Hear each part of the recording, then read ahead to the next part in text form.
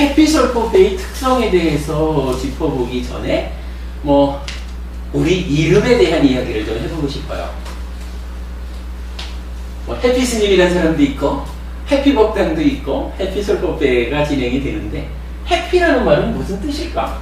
이렇게 우리말로 해피라고도 적고 한자로 해피도 적고 알파벳으로도 한자를 적어놨는데 그래도 좀 의미를 알고 가면 공부의 방향이 잘 서지 않을까 이런 생각을 하죠. 일단은 해피입니다. 이때 요 해자를 해피라고 하는 요 글을 제가 만든 단어예요. 아직까지 그 사전에 올라 있는 단어는 아니고 제가 만든 단어인데 여러분 여기 불교 신행을 어떻게 하느냐라고 하면 이런 말씀들 많이 들어보셨을 거예요.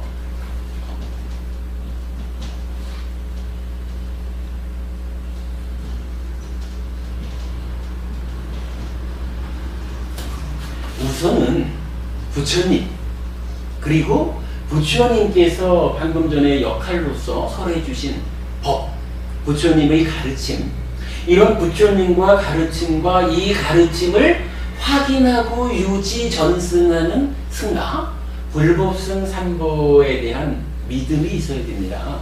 사실은 그 믿음 중에서도 저 같으면 이게 사실은 부처님이 계시니까 부처님은 이런 분이야 라는 믿음을 통해서 이미 부처님 가르침이 이러하다라는 신뢰를 갖는 거고, 그 법이 확인되고 유지 전승되는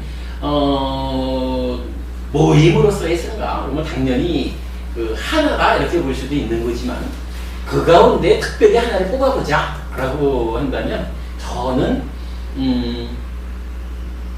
부처님이 달리 부처님 깨달음을 얻어서 그 깨달은 바를 법으로 가르침으로 펼쳐주셨기 때문에 부처님이 되신 거죠.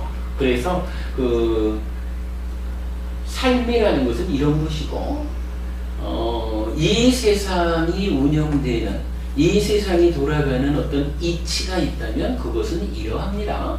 그래서 이러한 이치에 맞춰서 살면 괴로움에서 벗어날 수 있습니다. 이렇게 부처님께서 설해 주신 가르침, 그 가르침에 대해서 참으로 그렇습니다.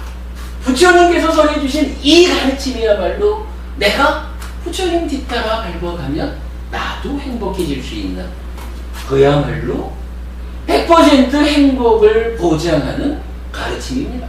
라고 부처님 가르침에 대해서 확실한 신뢰를 갖는, 확실히 신뢰해가지고 죽었다 해도 나는 부처님의 이러한 말씀에 대해서 의심하지 않습니다. 이런 것이 이제 믿음 이렇게 되겠죠. 그런데 이러한 믿음이라는 게 그냥 부처님께서 대표적으로 그렇게 말씀하시죠. 모든 것은 조건적으로 생겨나는 것입니다. 연기하는 것입니다. 그리고 연기된 것은 무상고 무아라고 하는 특성을 가집니다. 이렇게 말씀을 하셨는데, 나는 모든 것이란 말은 조금 애매해요. 열반은 제외한 유의법은 모두 이렇게 되죠. 조건 지어진 모든 것은 무상고 무아의 특성을 갖는다고 믿습니다. 요렇게 내가 확실한 믿음을 가지고 앉아있다. 이러면 이게 내 삶을 바꿀 것인가 하는 점을 또 우리가 들여다봐야 돼요. 믿음만 가지고 되느냐 하면 그건 아닐 수도 있다는 거죠. 그러면 우리가 당장 알아야죠. 부처님께서 연기합니다. 조건에 의해서 결과가 만들어지는 것입니다.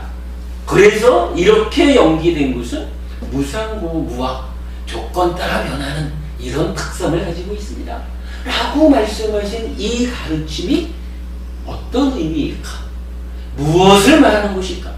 이 부분을 우리가 알아야 되잖아요. 알아야 확실히 믿는 가운데 그 의미는 이런 것입니다. 그러므로 참으로 조건 지어져 있다. 이러한 이치를 내가 분명히 알기 때문에 나는 내 삶에서 이러한 괴로움이 생겨났다라고 할 때 이 괴로움은 이러한 조건들의 결합에 의해서 생겨났습니다. 그러니 내가 이러한 조건들을 잘 바꿔서 괴로움을 결과 맺지 못하도록 바꾸겠습니다. 뭐 이렇게 가르쳐 주신 그 믿음의 대상, 그 내용에 대해서 확실하게 내가 알아야, 이제 내 삶을 바꾸는 이 일이 시작이 되죠. 요거 하여간 이해한다, 확실하게 한다, 이런 의미죠. 그러면 이제 내가 맞습니다. 내가 믿는 바 연기의 무상고 무아 이 부분을 참으로 이러이러해서 조건을 바꿀 때 내가 행복해질 수 있다라는 부분을 분명히 알았습니다 라고 해도 실제로 내가 조건을 바꾸기 위해서 몸을 움직이지 않으면, 그죠? 아무리 내가 이해했다, 알았다, 이런 뭐 해요? 그래도 배가 고프면 요 1층 내려가가지고 밥 좀 주셔요 해야 배가 부를 것이야. 요렇게 알았다라고 해도 1층 내려가는 일이 귀찮아가지고 밥 먹으러 안 가면 배고픔은 해결되지 않죠. 어떤 형태로든 내가 확실하게 믿는 바를 정확하게 이해했으면 이제 그것을 행위로서 실천해야죠. 그죠? 행위로서 실천이 돼야 되는 거죠. 실천을 해서 그 실천의 결과로 참으로 그렇구나, 부처님께서 앞장서서 가신 이 길을 내가 그렇구나 해가지고 열심히 가보니까 결국은 나도 부처님께서 닿으신 그 자리에 나도 도착했습니다. 모든 괴로움에서 벗어났습니다. 그렇게 행위했으면 증명되어야 되는 거죠. 실현되는 거, 확인되는 거. 불교 공부 뭐면 신행증 이렇게 네 단계로 한다. 그래서 요거를 사과 이렇게 썼던 것 같아요. 4단계, 4개의 과정 이렇게 했던 것 같은데, 어쨌든 이 말씀을 드리는 것은 제가 요 신의 행중 중에 요 두 번째 있는 해, 요 글자를 뽑아봤다. 이 말씀을 드리는 겁니다. 그러니까 요거 잘하는 거, 철저히 아는 거, 확실하게 이해하는 거, 그런 의미죠. 그 다음에 여러분 이 페이지가 어디더라? 94페이지 한번 보실까요?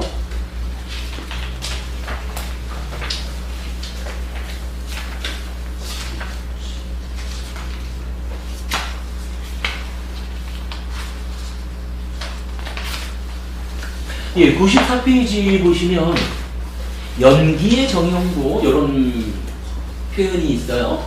좀 전에 제가 그랬잖아요. 열반을 제외한 모든 것, 즉 유의법은 연기합니다. 조건적으로, 조건의 결합에 의해서 결과를 만듭니다. 그리고 이렇게 연기된 것은 무상고 무아라는 특성을 가집니다. 이렇게 말했잖아요. 요 연기한다는 거, 어쨌든 우리가 이제 불교 공부를 하자면 이 연기라는 말을 빼놓고는 불교를 할 수가 없죠. 부처님 말씀에 의하면 이 연기라는 거, 그래서 무상고 무아인 거, 요것은 열애가 출현하든지 안 하든지 존재하는 것이다. 부처님께서 이 땅에 오셔가지고, 아니면 누군가가 깨달음을 완성해가지고 부처가 되어도 연기라는 거, 요 진리를 깨달아서 드러내는 것이고, 부처님이 이 세상에 없다 해도 우리가 그 연기하는 이치, 진리를 깨우쳐 알아내지는 못했다 해도 이 세상은 조건에 의해서 결과가 만들어지는 이러한 이치대로 흘러가는 겁니다. 그렇게 말하는 거죠. 그래서 부처님은 이건 열애가 출현하든 출현하지 않든 존재하는 것, 이렇게까지 말하는 불교의 모든 것이죠. 이 연기를 크게 두 가지로 보면, 한 가지는 자주 우리가 이야기하는 거로 12연기가 나타나요. 12연기라는 것은 뭐냐면은 이렇게 조건에 의해서 생겨난다 하는 것을 우리 삶에다가 적용한 거예요. 우리 삶에다가 딱 적용해가지고, 야, 내가 보니까 이 삶이 좀 괴롭다. 이 괴로움이라는 것이 어떤 과정을 거쳐서 생겨났을까? 라고를, 이게 뭐 늙어 죽는 괴로움도 있고, 뭐 수비 고운에 이래가지고 슬픔, 비탄, 괴로움, 근심, 절망 이렇게 말하는 거. 뭐 이런 괴로움도 있고, 이렇게 해서 생겨나는 온갖 괴로움 덩어리들, 뭐 이런 것들이 실질적으로 내 삶의 괴로움, 그래서 현주소로 있단 말이죠. 이 괴로움이 어떻게 해서 생겨날까? 무엇을 조건으로 생겨났을까? 이래 보니까 이런 일체의 괴로움은 태어나기 때문에 태어남을 조건으로 생겨난다. 이렇게 말하는 거예요. 사실은 그렇죠. 태어나지 않으면 욕계, 색계, 무색계라고 하는 이 중생세간 어딘가에 내가 태어나지 않으면 이런 괴로움이 늙고 죽고 뭐 괴로워할 일이 없죠. 그런데 문제는 아까 우리가 잠깐 말씀이 나눴지만 이 마음이라고 하는 것이 변화의 가운데 수행을 통해서 해탈할 때까지는 태어나지 않을 재간이 없잖아요. 그죠? 우리가 사실 수행한다. 궁극적인 목적이 뭐예요? 태어나지 않는 그 자리. 달리 말하면 윤회에서 벗어나겠다. 이게 궁극적인 목적이잖아요. 뭐 그래가지고 보면은 약간 괴로움이라는 것은, 그러니까 늙고 죽고 막 이런 일체 모든 괴로움은 태어남을 조건으로 생겨나는 것입니다. 태어남은 무엇을 조건으로 합니까? 하니까 유라고 아까 제가 이제 시계모놈 이렇게 말을 했죠. 시계모놈을 조건으로 태어남이 있습니다. 시계모놈은 왜 있습니까? 하니까 몸과 늙은 만우의 행위가 오염이 되면 오염된 행위 때문에 오염의 정도에 따라서 욕계, 색계, 무색계의 어느 자리인가 식이 머뭅니다. 식이 머물면 명색이 출현해서 태어남이 있습니다. 뭐 이렇게 말하는 거죠. 그러면 그 몸과 말과 만우의 오염된 행위는 무엇을 조건으로 합니까? 그러니까 이것은 가래라고 하는 것인데요. 가래가 무엇이냐면 내 마음이 탐진치에 오염된 상태를 말합니다. 뭐 이래가지고 가래를 조건으로 오염된 행위, 취가 있습니다. 뭐 이제 이런 식으로 쭉 들어가다 보면 마지막에 가가지고 무명을 조건으로 행이 있습니다. 여기까지를 가는 거죠. 뭐 이제 그렇게 이건 우리 삶에 괴로움이 생겨나는 과정, 그것을 무엇을 조건으로 그 과정들이 생겨났습니까? 이렇게 말하면 12연기 이렇게 되는 거죠. 뭐 12연기를 우리가 구체적으로 들어가는 것은 한 3개월 후쯤이 될 것 같아요. 6개월 과정 중에 후반기에서 12연기하고 8 정도를 구체적으로 공부하게 될 건데 그 전에 또 할 일이 많이 있어요. 그런데 어쨌든 연기한다, 조건적으로 생겨난다라는 것을 교리적으로 볼 때 크게 두 가지로 말하는데 한 가지는 12연기다 이렇게 하는 거고, 그 다음에 이제 또 한 가지는 지금 이제 12연기를 말하면서 그래요. 여기 행위가 오염된 행위는 오염된 찢다를 조건으로 생겨납니다. 또 애를 조건으로 취가 있습니다. 뭐 이렇게 말할 때 이렇게 조건 지어서 생겨난다라고 하는 것은 어떤 방법으로 조건 지어져 있습니까? 그러니까 조건 지어지는 방식, 이게 필요하겠죠. 그래서 이거는 만약 설명이 될지 몰라도 그냥 여기서 저기를 간다 이럴 때 이렇게 가지는 방법도 있지만 이게 이렇게 가지는 방법도 있잖아요. 여러 가지 방법이 있겠지 뭐. 이럴 때 조건 지어져 있다라는 부분에 대해서 부처님은 어떤 방식으로 조건 지어져 있습니까? 라는 부분을 설명을 해요. 그러니까 12연기는 이러한 조건 지어지는 어떤 원리에 의해서 우리 삶의 괴로움이 12단계로 조건적으로 설명이 됩니다. 이렇게 말하는 진리라면 이제 뭐 자체적으로 조건 지어지는 것은 어떤 방식으로 조건 지어집니까? 라고 말할 때 여기에서 이제 연기의 정형구 뭐 이렇게 말하는 내용이 나오죠. 이런 말을 합니다. 차유, 보, 비유. 그렇죠. 뭐 이건 뭐 불교 공부를 조금만 하면 다 아는 이야기죠. 차유고 비유. 이것이 있으므로 저것이 있다.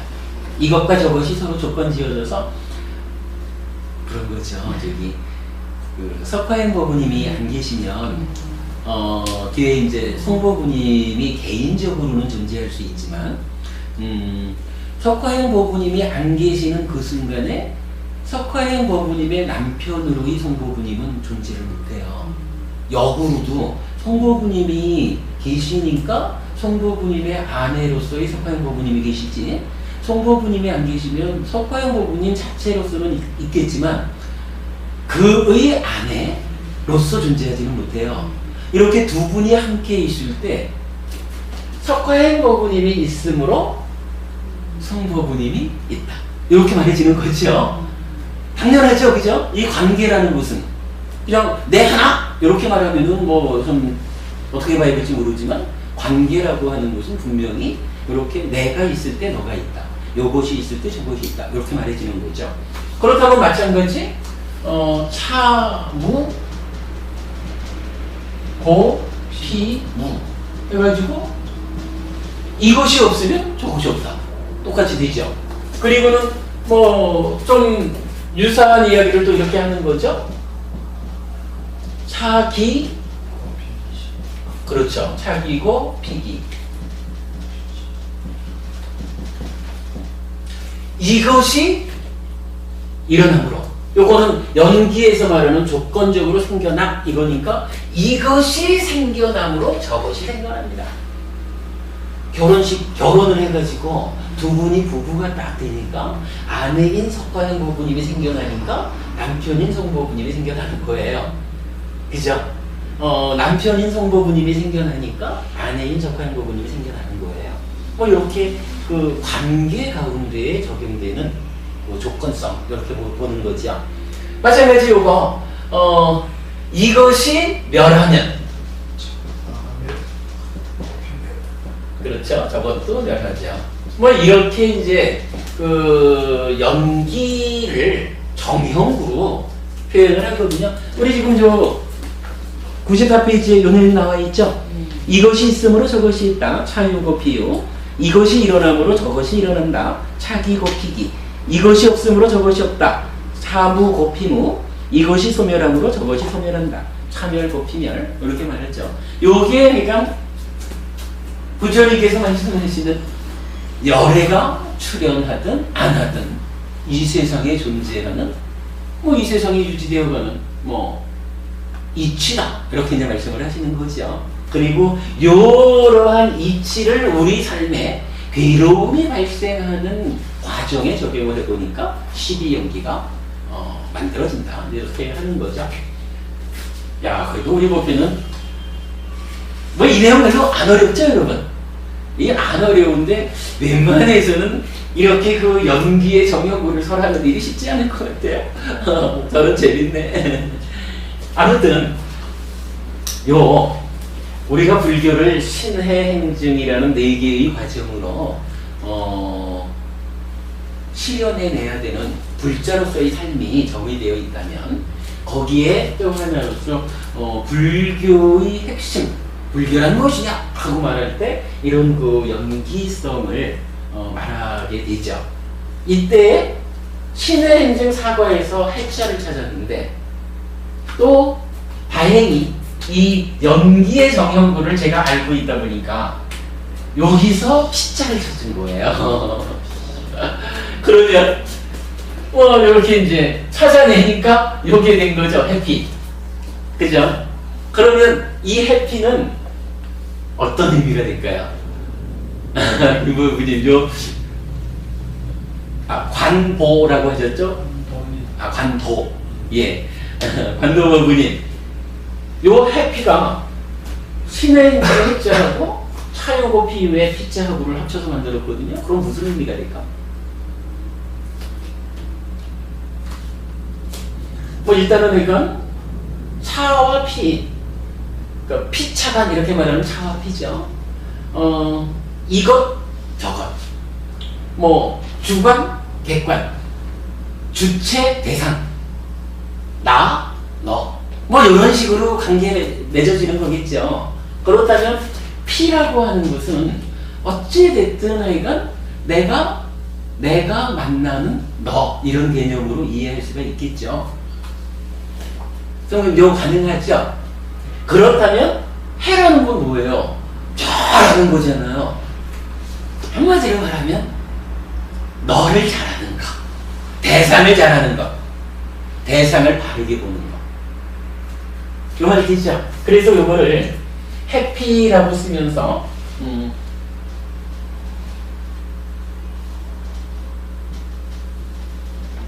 요거를 바로 보기, 이렇게 설명을 한 거예요. 뭐 저는 이게 타당하다고 보여요. 그러면 바로 본다라는 거, 바로 본다라는 것을 한자로 나타내면 뭐가 되나요? 예? 아, 그럼 요거고. 바로, 이렇게 말하는 거예요. 그래, 바로 보기가 해피죠. 그런데 해피를 바로 보기라고 풀어냈다면, 요 바로 보기를 또 다른 말로 한자로 말한다면, 한문으로 말한다면 직관. 예? 직관. 저는 좀 달리 봤어요. 정견. 정견. 예, 정견. 바로 보기. 중관. 중도관이죠. 아, 뭐 일단은 정견으로 보자고요.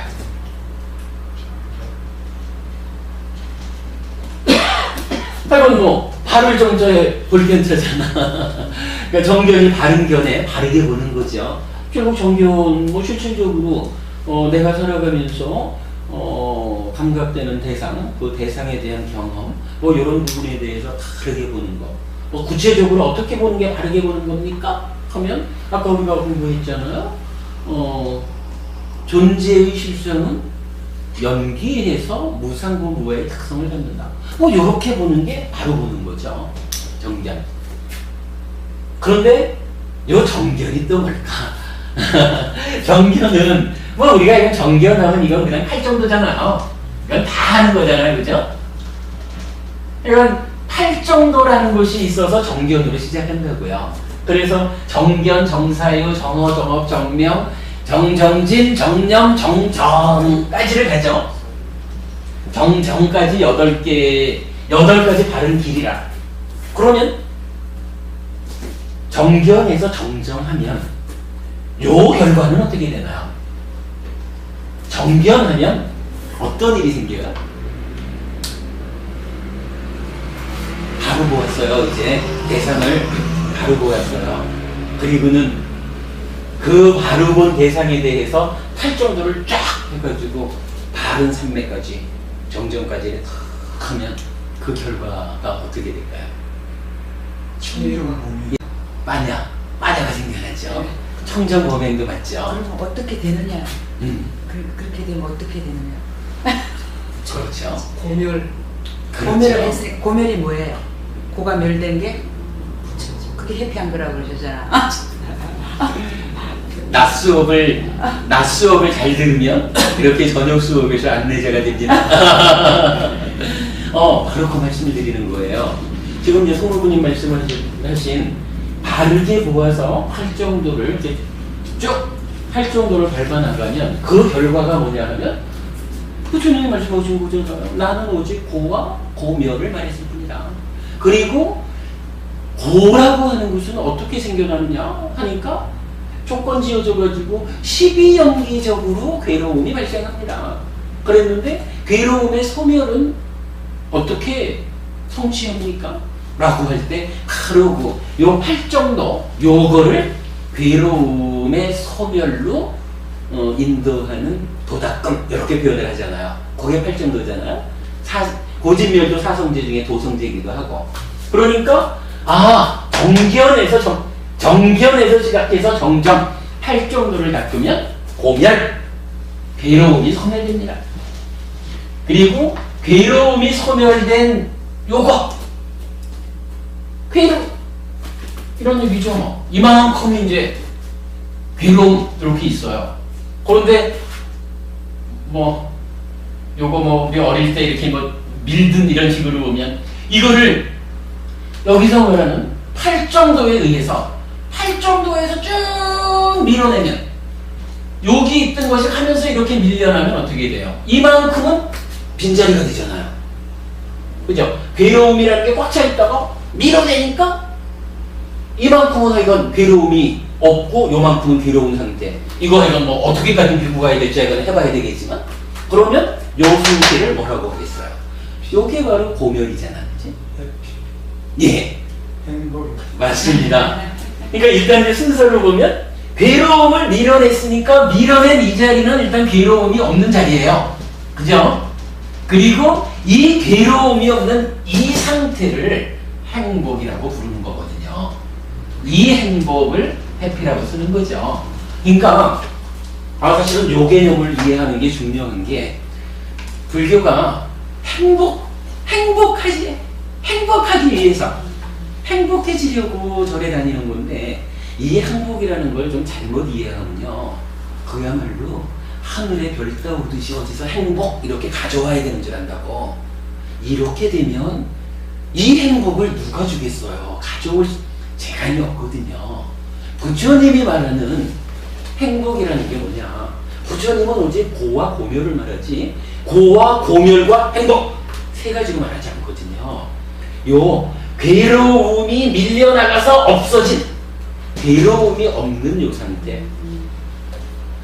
오늘 두 분이 참 부부셔요? 이시가 실례할 뻔했네. 예를 잘못 들 뻔했다. 한국 불교대학 학생인데 그래. 수업 띵 까먹고 있는 저런 어쩌나. 재밌고 싶어요. 어쩌나.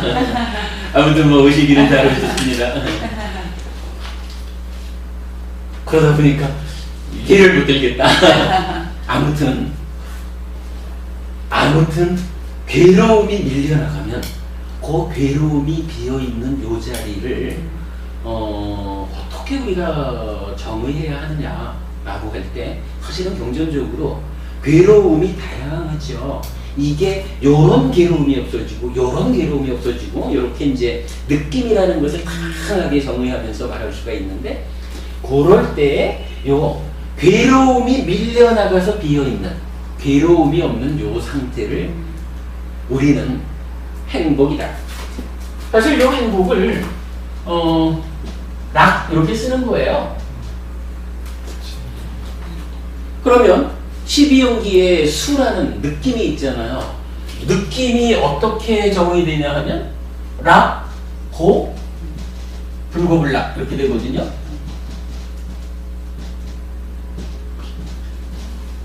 그런데 또 경전에서 말하는 거 보면 요 불고불락이라는 것은 수행을 통해서 만들어지는 어떤 경지 이렇게 되고 실제로 존재하는 것은 즐거움과 괴로움이 존재하는 거예요.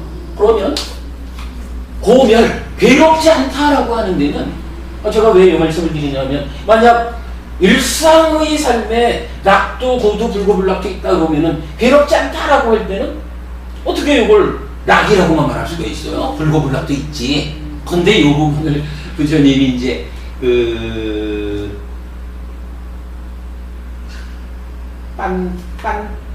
목수, 빤도고의 뭐 이런 경전이 이제 마지막이니까 있어요. 거기에서 보면은 이런 대화가 나와요. 부처님은 느낌이 세 가지라고 했습니다. 아닙니다. 부처님은 두 가지라고 했습니다. 뭐 이래가지고 스님하고 목수 반짝 낑깡가 뭐 하는 사람하고가 한판 붙어요. 그래서 이제 부처님한테 가가지고 어떡합니까 부처님? 이랬더니 이제 부처님 말씀이 괴로움은 세 가지가 있다.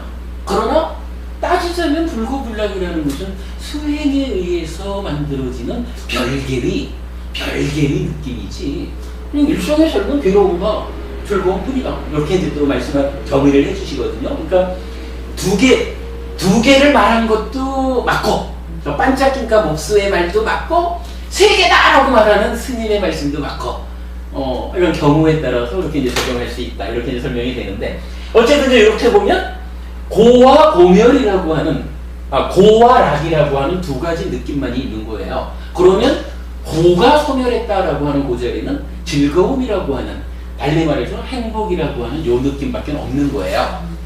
그래서 괴로움을 밀어낸 요 자리는 고멸, 행복이다. 이렇게 우리가 설명할 수 있는 거거든요. 요거 불고불락이 수행에 의해서 성취되는 어떤 이렇게 설명되지 않으면 이렇게 말하면은 이거 우리 거짓말하는 게 될 수 있죠. 사실 뭐 교리적인 접근은 좀 분명할 필요가 있죠. 하여간 이렇게 말하는 거거든요. 그래서 이런 내용들을 가지고 보니까 해피는 바로 복인데 정견이고, 정견은 팔정도의 시작이고 팔정도의 완성은 고멸입니다. 그래서 이 고멸로 완성된 이 상태를 해피한 상태라고 말하자.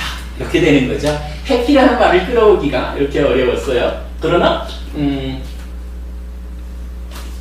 해피, 즉 정견으로 시작을 하면 이 시작된 정견이 그 결과로 행복을 만듭니다. 그러면 우리가 여러분 해피하십시오. 해피하시기 바랍니다. 이렇게 인사를 한다는 것은 그렇죠. 똑바로 봐라. 사실 이게 제일 중요한 거예요. 똑바로 봐라. 똑바로 보는 일이 여기가 시작이 안 되면 하나도 못 가잖아요. 똑바로 보고 똑바로 봐가지고 행복해지십시오. 똑바로 보면 행복해집니다. 바로 보면 행복해집니다. 해피하십시오. 바로 보아서 행복을 결과맺으십시오. 요 얘기입니다. 중요한 얘기고, 아까 이제 간도부님이 중도 얘기를, 중관 얘기를 하셨죠. 부처님은 이제 요 정견에 대해서 뭐 중관, 뭐 중도로 볼까요? 뭐 중도라고 얘기를 하지 않고 요 팔정도 전체를 말할 때 중도 이렇게 표현을 해요. 예. 제가 중관이라는 표현으로는 아까도 받아들이지 못했고, 제가 알기를 내가 중도가 팔정도다 이렇게 이제 경전에서 정의되기 때문에 그렇게 이해를 했는데, 이렇게 보면은 정견 자체는 중도가 아니죠.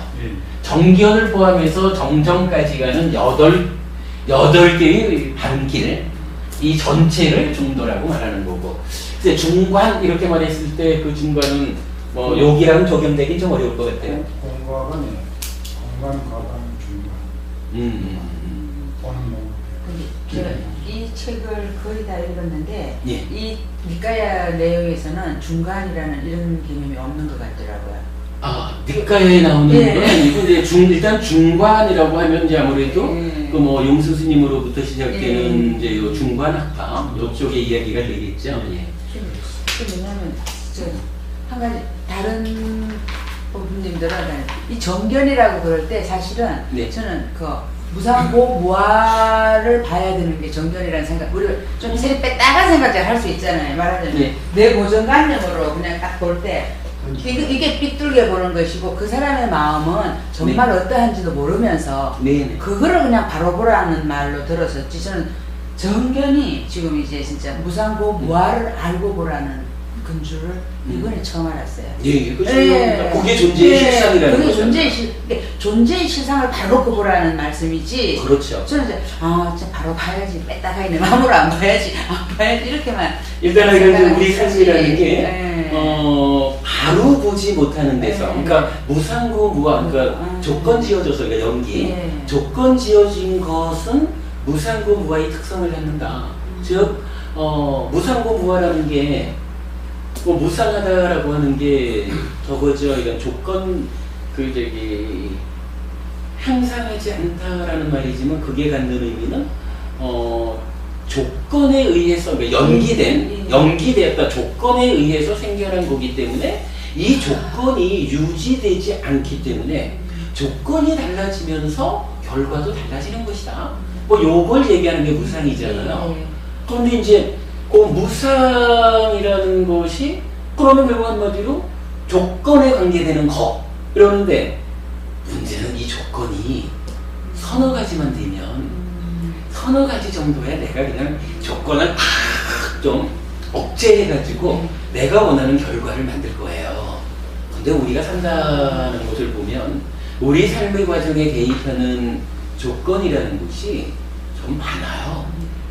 좀 많은데 그 많은 조건들이 또 각각의 조건들이 요 조건이라고 원래 있는가? 요 조건도 또 그 하부적으로 조건 지어져서 생겨난 것이 지금 내 삶에 영향을 미치는 조건이 되잖아요. 그러니까 요게 또 조건 지어져 있는 거야. 또 조건 지어져 있는 거야. 조건이라는 게 너무 다양해서 내가 서너 개 정도만 돼도 어찌 해보겠는데 너무 많아서 조건이 제어가 안 된다는 거예요. 조건이 제어가 안 되니까 조건에 의해서 생겨나는 요 결과가 조건이 달라지면 달라지는 무상한 요놈이 어떻게 해요? 내가 원하는 대로 조건이 제어되지 않으니까 내가 원하는 결과를 만들어내지 못한다. 요게 무상이거든요. 그러면 어떻게 해요? 이렇게 내가 조건을 통제하지 못해서 결과를 내 맘대로 만들어내지 못하니까 요거를 내 맘대로 안 되는 게 뭐예요? 뭐 불만족? 그죠? 불만족이죠. 뭐. 불교적으로는 요 불만족을 괴로움이라고 하는 거예요. 그러니까 무상고라고 말할 때 요 고가 불만족이야. 내 맘대로 안 돼. 요거 말하는 거예요. 그러고 그렇게 놓고 보면 이렇게 조건 따라 변하고 내 맘대로 안 되는 요거를 요건 이제 인도적인 얘기가 좀 들어가야 되지만 어떻게 요거를 신의 분신으로서의 고정불변의 실체 본질적인 것으로의 나라고 말할 수 있느냐? 없다. 이게 만약에 신의 분신이다, 신이다, 창조한 존재다 이러면은 자기 맘대로 할 수 있어야지 신이잖아요. 여기에 뭐 우리가 욕계새끼 무새끼에 나타나는 이런 중생으로의 신을 말하는 게 아니잖아요. 창조주 하나님 이런 신을 말하는 거니까 힌두교에서. 그러면 그 신의 권능으로는 맘먹는 대로 돼야 되고 불만족이 없어야지 그게 신이고 신의 분신이지. 현실은 내 맘대로 안 되잖아요. 그래서 괴롭잖아요. 그러니까 이런 거는 고정불변의 실체 본질적인 거 아니야. 이렇게 말하는 게 무화죠. 무상공부가 그거거든요. 그러면 우리가 이제 바로 본다. 열반을 제외한 모든 것 유의법은 이렇게 무상고 무아의 특성을 갖고 있다. 그러면 부모님대로 그 뒤에 계신 분이 마음에 좀 안 들어도 저 양반이 왜 내 마음에 안 들까? 라는 부분을 저게 본래 저래서 그렇지 뭐. 좀 표현이 죄송합니다. 예를 들자면 저 인간이 본래 그렇지 뭐. 요렇게 보는 것은 바로 보는 게 아니에요. 우리 사랑하고 소중한 내 남편이 오늘 무언가 내 마음에 들지 않는구나 라고 하면 저 사랑하고 소중하고 평소에 그렇게 잘해주는 내 남편이 왜 오늘 저럴까? 어떤 조건들의 문제가 있어서 저희가 오늘 저렇게 삐졌을까? 하고 조건을 들여다봐야 된다는 거라. 그래서 만약에 그 조건이 아이고 내가 아까 나올 때 참 뽀뽀라도 한번 해주고 올 거를 그냥 왔더니 삐졌나봐. 내가 쫓아가서 뽀뽀 한번 해주면 되지 뭐. 아니면 에이구 딸내미가 아빠한테 문안 인사를 안 했더니 삐졌나봐. 한번 딸한테 전화해가지고 아빠한테 전화드리라. 이래가지고 아빠의 상태, 남편의 상태를 마음에 안 들게 만든 그 조건을 보고 조건을 해결해야 되는 거죠. 그렇게 무상고 무아인 것이다. 유의법은 요렇게 그 유의법의 실상을 보는 거, 그게 바로 보는 거죠. 그게 바로 보는 거죠. 우리가 살아가면서 이걸 에이구 교리적으로는 정견이지만 이렇게 할 게 아니라 실제로 내 삶이 아까 우리 신의 행준이었잖아요.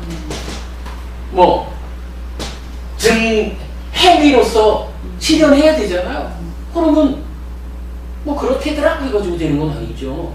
이게 좀 어색하긴 해도 내가 우리 남편한테 쭈루루 쫓아가서 뽀뽀 한번 쩍 해주면 우리 남편이 저 속상함이 풀릴 거야 하면 그게 타당하다 싶으면은 어색하더라도 가서 여보 한번 불러가지고 뽀뽀해줘서 서운함을 풀어줄 수 있죠. 그 한 번의 행위를 통해 가지고 우리 가족의 평화가 길게 유지된다면 뭐 그런 거죠. 실천해가지고 실현해야죠. 뭐 그렇게 모아가지고 해나가는 거. 불교 공부가 그런 데서 의미가 있는 거지. 공부는 열심히 해놓고도 내 삶을 안 바꿔? 이건 아무 의미가 없는 거죠. 그건 불교 공부 잘하는 게 아니죠. 뭐 일단 이게 뭐 얘기가 그 해피 얘기로 나가버렸네. 어쨌든 이렇게 되면 바로 보기라는 의미의 해피가 행복으로 연결되는 거 여러분 이해되죠? 그래서 우리가 해피 설법회라고 말할 때 이 의미는 바로 봅시다. 그래서 행복해집시다. 바로 보아서 행복해지는 방법을 공부하는 설법 자리가 해피 설법입니다. 이렇게 보면 되겠죠? 뭐 고의를 바르게 하기 위해서 저도 열심히 공부하고 수업 준비를 해나가는 거고요. 뭐 여러분도 그 일을 여러분의 몫으로 실현하기 위해서 공부하는 거고요. 네, 그렇게 봐야 되겠죠? 아무튼 이제 해피라는 의미를 설명드렸습니다.